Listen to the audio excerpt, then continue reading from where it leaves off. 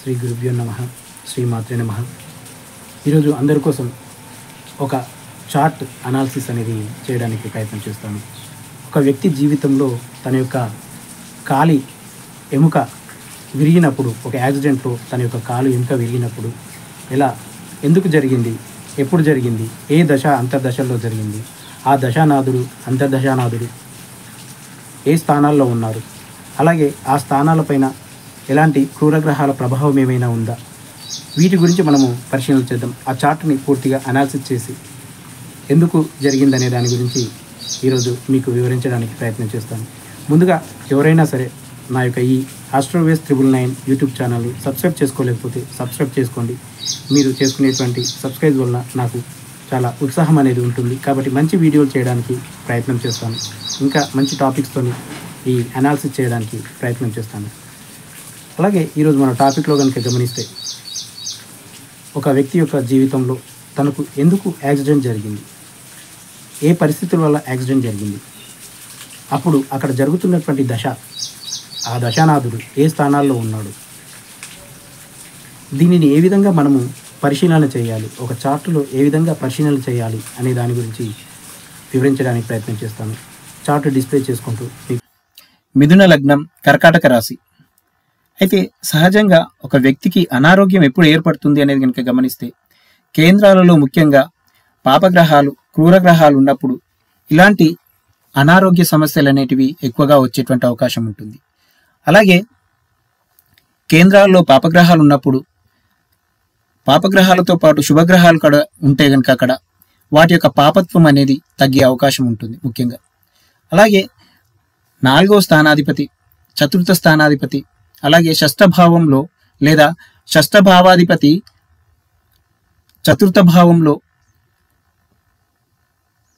వీరిద్దరి మధ్యన పరివర్తన జరిగినప్పుడు కూడా ఇలాంటి అవకాశాలు ఉంటాయని చెప్పుకోవాలి. 4థ భావాధిపతి, షష్ఠాధిపతి, 4థ భావాధిపతి, ఈ ఇద్దరి మధ్యలో కూడా పరివర్తన జరిగినప్పుడు అక్కడ ఆ వ్యక్తికి ఆరోగ్య సమస్యలు అనేటివి ఉండేటువంటి అవకాశం ఉంటుంది. ముఖ్యంగా 4th హౌస్ అనేది వ్యక్తి యొక్క స్వగృహంగా మనము చెప్పుకుంటాం. వ్యక్తి యొక్క ఇల్లు, వ్యక్తి తను జీవించేటువంటి స్థానం, తన యొక్క మాతృభూమిగా మనం ఇక్కడ గమనించవచ్చు. అలాగే 4th హౌస్ అనేది వాహనాలను కూడా మనకు తెలియజేస్తుంది. వాహనాలకు కూడా కారకత్వంగా మనం 4th హౌస్ని తీసుకుంటాం. 6వ భావం అనేది ప్రమాదాలను తెలియజేస్తుంది. 6వ భావం అనేది ప్రమాదాలను తెలియజేస్తుంది. అలాగే ఇక్కడ చంద్రుడు, కుజుడు ప్రభావితమైనప్పుడు, లేదంటే వారి యొక్క దృష్టి యుతి వలన ఆ భావానికి ఏదైనా సంబంధపడినప్పుడు ఇలాంటి అనారోగ్యాలు కలిగేటువంటి అవకాశం ఉంటుంది. చంద్రుడు, కుజుడు వీరి యొక్క ప్రభావితం, వీరు ప్రభావితం చెందినప్పుడు కూడా అనారోగ్యం పాలయ్యేటువంటి అవకాశాలు ఉంటాయి. అలాగే 4వ భావానికి, 4థ స్థానానికి కుజుడి యొక్క స్థితి లేదా దృష్టి ఉన్నా కానీ ఆ వ్యక్తి యొక్క జీవితంలో దీనికి సంబంధించినటువంటి అనారోగ్యం ఉండేటువంటి అవకాశం ఉంటుందని చెప్పుకోవాలి. 10వ భావంలో, 10మ స్థానంలో రవితో పాటు కుజుడి యొక్క దృష్టి లేదంటే 4th హౌస్లో స్థితి పొందినప్పుడు కనుక మనం గమనిస్తే ఇలాంటి సమయాల్లో కూడా ఆ వ్యక్తి యొక్క జీవితంలో అనారోగ్యం లేదంటే ప్రమాదాలు జరిగేటువంటి అవకాశం ఉంటుంది. ఎందుకంటే ఇక్కడ 7మ దృష్టి అనేది 4th హౌస్ పైన రవి యొక్క దృష్టి ఉండేటువంటి అవకాశం ఉంటుంది. ఇలాంటి సందర్భాలు కూడా మనము గమనించాలనేది మనం ఇక్కడ చెప్పుకోవాలి. అలాగే సూర్యుడు లేదా శనైశ్చరుడు లగ్నంలో కానీ లేదంటే రాహుకేతుల యొక్క కక్షలో ఉన్నప్పుడు కూడా ఇలాంటి ప్రమాదాలు జరిగేటువంటి అవకాశం ఉంటుంది. రాహుకేతు కక్షలో ఉన్నప్పుడు కూడా ఇలాంటి ప్రమాదాలు జరిగేటువంటి అవకాశం ఉంటుంది. ఈ విధంగా మనము ఇలాంటి ప్రమాదాలను అంచనా వేయడానికి ఒక ప్రణాళికను తయారు చేసుకుని దాని ప్రకారం ఒక చార్ట్ కనుక మనం అనాలిసిస్ చేస్తే చాలా చక్కగా వీటి యొక్క ఫలితాలు అనేటివి మనము తెలుసుకోవచ్చు. అలాగే ఇక్కడ చూస్తే, ఇక్కడ ఇచ్చినటువంటి చార్ట్ ఏదైతే ఉంటుందో ఇది స్త్రీ జాతకం. ఇది మిథున లగ్నం, కర్కాటక రాశి. ఇక్కడ మనము చూస్తే ఈ జాతకంలో అష్టమాధిపతి, ఈ జాతకానికి అష్టమాధిపతి శనీశ్వరుడు అయ్యాడు. అష్టమాధిపతి శనీశ్వరుడు. ఇక్కడ ఈ శనీశ్వరుడు వక్రించి ఉన్నాడు. శనీశ్వరుడు అష్టమాధిపతి అయి షష్ఠ స్థానంలో వక్రించి ఉన్నాడు, షష్ఠ భావంలో వక్రించి ఉన్నాడు. అలాగే ఆరో స్థానానికి అధిపతి అయినటువంటి కుజుడు, ఆరో స్థానానికి అధిపతి అయినటువంటి కుజుడు యొక్క దృష్టి, కుజుడి యొక్క దృష్టి, ఆరో స్థానానికి అధిపతి అయినటువంటి కుజుడి యొక్క దృష్టి ద్వితీయ స్థానం పైన అంటే ద్వాదశాధిపతి పైన ఇక్కడ మనము గమనించవచ్చు. 6, 11 ఈ రెండింటికి ఆధిపత్యం తీసుకున్నటువంటి కుజుడు తన యొక్క అష్టమ దృష్టితో కూడా ఇక్కడ షష్ఠ భావాన్ని చూడడం కూడా మనం గమనించవచ్చు. ఇక్కడ 6వ స్థానానికి 11వ స్థానానికి ఆధిపత్యం తీసుకున్నటువంటి కుజుడు తన యొక్క అష్టమ దృష్టితో శనీశ్వరుణ్ణి షష్ఠ స్థానాన్ని మనము ఇక్కడ చూడడం గమనించవచ్చు. అలాగే కుజుడు 2వ భావంలో ఉన్నటువంటి ద్వితీయ స్థానంలో ఉన్నటువంటి రవిని 4వ దృష్టి తన యొక్క చతుర్థ దృష్టితో వ్యయాధిపతిని రవిని కూడా ఇక్కడ చూస్తున్నాడు. అంతేకాకుండా ఇక్కడ ఈ కుజుడు కూడా పూర్తిగా దోషపూరితమైందని మనం ఇక్కడ చెప్పుకోవచ్చు. ఎందుకంటే కేతువుతో కలిసి ఉన్నాడు. అలాగే ఇక్కడ 7వ స్థానంలో బృహస్పతి, ఈ లగ్నానికి 5వ స్థానంలో బృహస్పతి రాహుతో కలిసి ఉండడం అంటే రాహుకేతు కక్షలో కుజుడు ఉన్నాడని మనం ఇక్కడ గమనించాలి. అలాగే నవాంశలో కనుక మనం చూస్తే నవాంశలో షష్టాధిపతి శుక్రుడు ఇక్కడ చతుర్థ స్థానంలో స్థితి పొందడం గమనించాలి.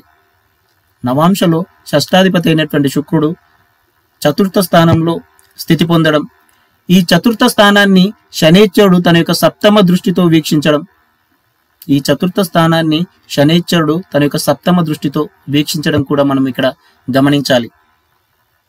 అలాగే 6వ భావంలో షష్ఠ స్థానంలో వ్యయాధిపతి అయినటువంటి కుజుడు షష్ఠ స్థానంలో రాహుతో ఉండడం, అలాగే అష్టమాధిపతితో స్థితి పొందడం, అష్టమాధిపతి అయినటువంటి బృహస్పతితో ద్వాదశాధిపతి అయినటువంటి కుజుడు రాహుతో కలిసి షష్ఠ స్థానంలో ఉండడం కూడా మనం ఇక్కడ గమనించాలి.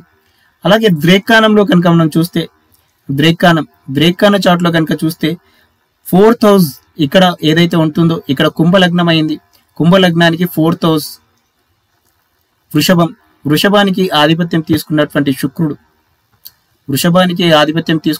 శుక్రుడు షష్ఠ స్థానంలో 6వ భావంలో స్థితి పొందడం, లగ్నాత్తు చతుర్థ స్థానాధిపతి షష్ఠ స్థానంలో స్థితి పొందడం మనం గమనించవచ్చు.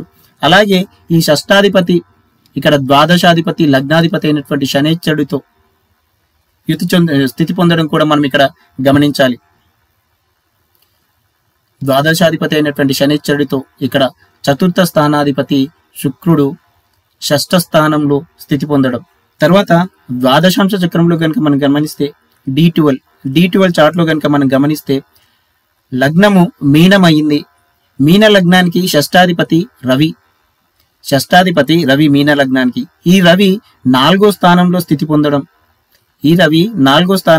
పొందడం, అలాగే కుజుడి యొక్క అలాగే శనైశ్వరుడి యొక్క దృష్టి అనేది ఈ రవి పైన ఉండడం, కుజుడి యొక్క సప్తమ దృష్టి శనైశ్వరుడి యొక్క దశమ దృష్టి ఈ రవి పైన ఉండడం వలన ఇక్కడ ఈ స్థానం కూడా చతుర్థ స్థానం ఏదైతే ఉంటుందో అది కూడా క్రూరగ్రహాల దృష్టి చేత, క్రూరగ్రహాల యొక్క స్థితి వలన ఈ స్థానం కూడా ఇక్కడ ద్వాదశాంశాలు కూడా చెడిపోయిందని మనము గమనించవచ్చు. అలాగే ఇక్కడ గురువు తన యొక్క పంచమ దృష్టితోని లగ్నాన్ని చూడడం మనము గమనించాలి. ద్వాదశాంశలో గురువు తన యొక్క పంచమ దృష్టితోని లగ్నాన్ని చూడడం, ఈ వ్యక్తి తన యొక్క జీవితంలో వాహనం నడుపుతున్నప్పుడు, ప్రయాణం చేస్తున్నప్పుడు తనకు ప్రమాదం జరిగింది. దానివల్ల ఈ వ్యక్తికి కాలి యొక్క ఎముక అనేది విరగడం జరిగింది. తొడకు సంబంధించినటువంటి ఎముక అనేది విరగడం జరిగింది. దీనికోసం అతడు శస్త్రచికిత్స కూడా చేయించుకున్నాడు.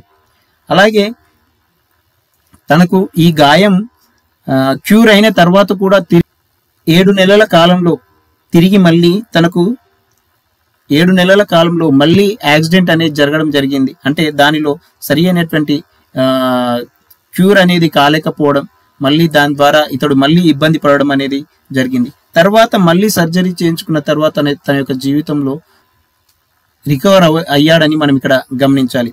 అయితే ఇక్కడ మనం ముఖ్యంగా గమనిస్తే దశ అంతర్దశలు కనుక మనం గమనిస్తే ఈ వ్యక్తికి ఆ సమయంలో శుక్ర మహర్దశ,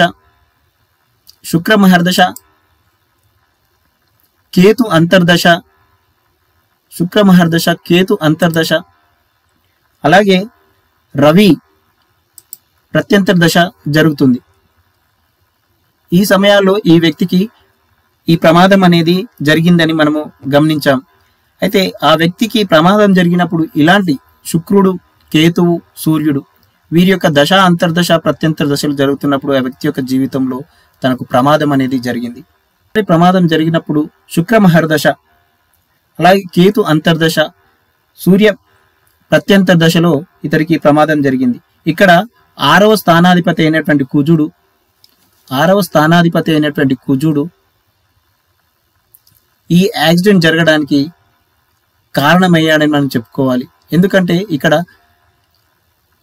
11వ స్థానంలో ఉండి, ఏకాదశంలో ఉండి, ద్వితీయ స్థానాన్ని చూస్తూ, అలాగే అష్టమ స్థానాన్ని చూస్తూ, అష్టమంలో శనైశ్చరుడు ఉండడం, ఈ కారణంగా ఈ వ్యక్తికి ఈ దశలో, అలాగే ద్వితీయ స్థానంలో సూర్యుడు, అలాగే ద్వాదశాధిపతి అయినటువంటి శుక్రుడు కూడా ఇదే స్థానంలో ఉండడం, ఇది కూడా ఒక ఇబ్బందికరంగా మనము గమనించవచ్చు.